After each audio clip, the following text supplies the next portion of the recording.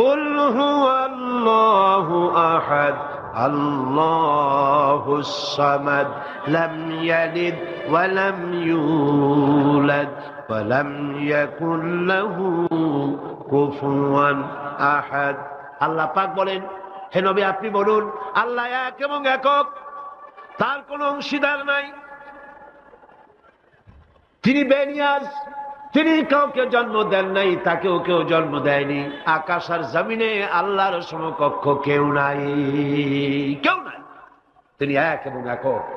তার একত্ববাদের দাওয়াত দেওয়ার জন্যে অসংখ্য পয়গম্বর আল্লাহ পাক এই দুনিয়া পাঠিয়েছেন, আর সমস্ত পয়গম্বর দাওয়াত দিয়েছেন কি, লা ইলাহা ইল্লাল্লাহু মুহাম্মাদুর রাসূলুল্লাহ।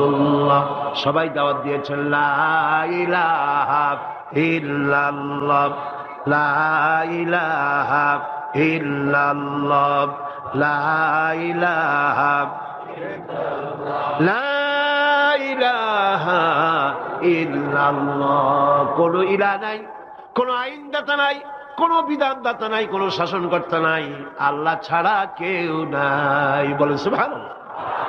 আল্লাহ এক এবং একক, তিনি সব সৃষ্টি করেছেন।